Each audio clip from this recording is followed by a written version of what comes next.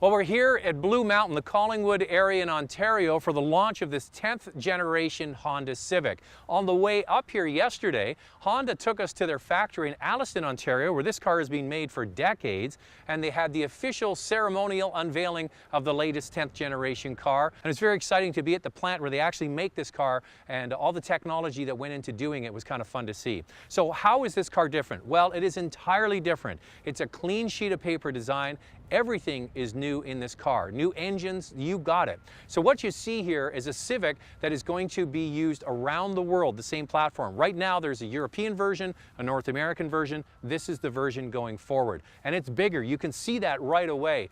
The wheelbase has been stretched by 30 millimeters, that's 3 centimeters. The car is 20 millimeters lower, it's 50 millimeters wider, and the overall length of the car is 75 millimeters longer than the outgoing model. However, they shortened the length of the front of the vehicle to make it look more dynamic. It's got this sweeping D-pillar at the back. It almost looks like a hatchback, even though it has a trunk. But not to worry, there is a hatchback version coming, also a coupe and SI versions down the road. What you see here is the top touring model. In order to get alloy wheels, you have to buy the EX. That's where you get 16-inch alloy wheels. There's a new trim level called the EXT, and that's where you get the new 1.5-liter turbocharged engine. That starts at $24,990. The top of the line touring is the one you see here, and you notice it because it gets the unique LED headlamps.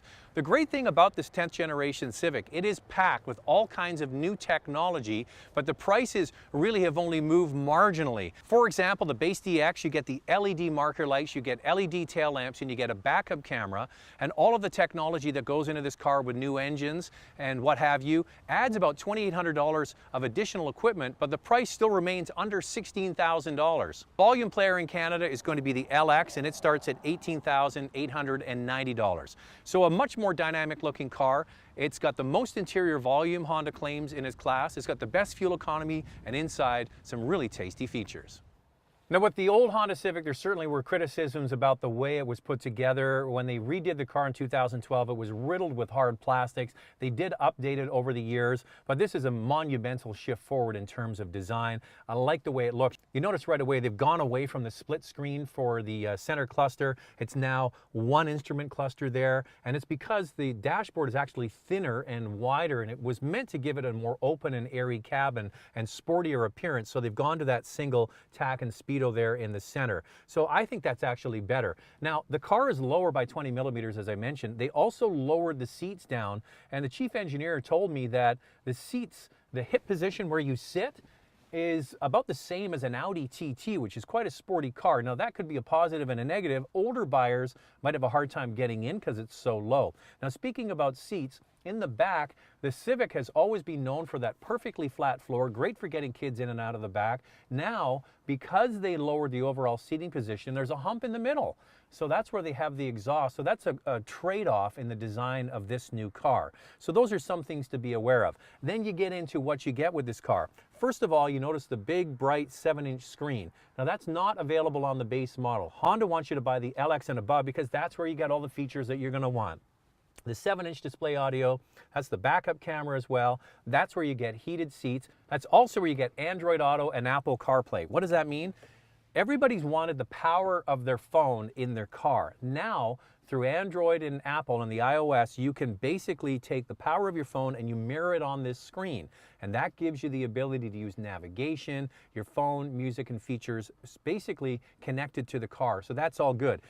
Now, if you get the top touring model, the one I'm in, if you have an Android phone, Apple doesn't have it yet, with wireless charging, you place that in front here and it charges wirelessly, which is great because every time you get in your car, your phone is getting charged. That's a great feature. So you have a much sportier looking interior, much better refinement. You have the latest technology embedded in the car, a sportier looking car on the outside, sportier feeling on the inside. Now let's find out if it is sportier. Now, before we get going, one thing I forgot to mention. A complaint I have about this car that I'm finding with the new Honda products, there is no volume knob on the head unit. There's a new sort of volume knob here in the steering wheel, which is good, but I still like a good old-fashioned volume knob there to adjust. So that's one thing. All right, now we're taking off in the new turbocharged version. It's a 1.5-liter turbocharged engine that's available on the top 2 trim levels. The EX-T, T obviously stands for turbo, and this touring model also comes with this engine. So this engine provides more power, more torque, but the best fuel economy of the 2 engines that are available. Now let's start with the base engine. It's a 2-liter engine. The old engine was a 1.8, so this is bigger, yet it's more fuel efficient. They basically used the high-performance European engine in Europe and modified it here for this marketplace. What you have is 158 horsepower and 138 foot-pounds of torque. That's 15 more horsepower than the outgoing model. Now that's married to either a manual transmission and in most cases a continuously variable transmission. Then you get into the turbo, which really is quite impressive. 1.5 liters as I mentioned. It produces 174 horsepower and 162 foot-pounds of torque. That's 31 more horsepower than the outgoing model and can do a run to 100 kilometers an hour in 6.7 seconds. And the nice thing about this engine is maximum torque comes on at 1800 RPM. Now, it's interesting because a turbocharged engine maxed to a CVT really makes a really quite spirited drive. What happens is, because the transmission isn't changing gears, it can keep the engine in the sweet spot of horsepower and torque to continuously pull this car along. So taking off from a light is actually quite spirited. It doesn't have that usual shift between gears, but I'll give you an example of it right now. We're coming to a stop sign and take off. It makes some noise you can hear. It stays kind of at 1 RPM and just keeps pulling, pulling, pulling, pulling, pulling. Steps down a little bit. There you go, 100 kilometers an hour. That's pretty good. And the other thing that's nice about this car, it's a whole new platform, 25% more rigid. It's quieter on the inside, but the biggest change is they've gone with these hydraulic dampers. So that means the bushings now have sort of liquid in them, and it gives you a much more compliant feel. This car was benchmarked against European luxury cars, and it has a much more polished feel on the road than a Civic ever has in the past.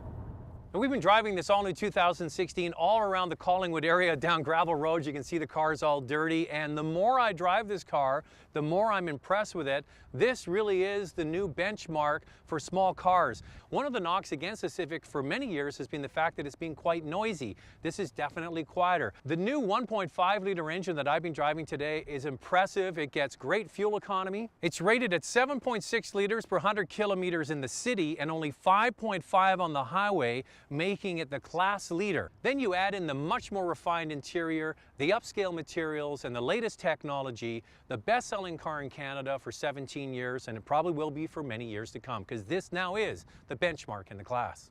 Thanks for watching, and be sure to subscribe. To watch a full review of the new Honda HR-V, click the picture on the left.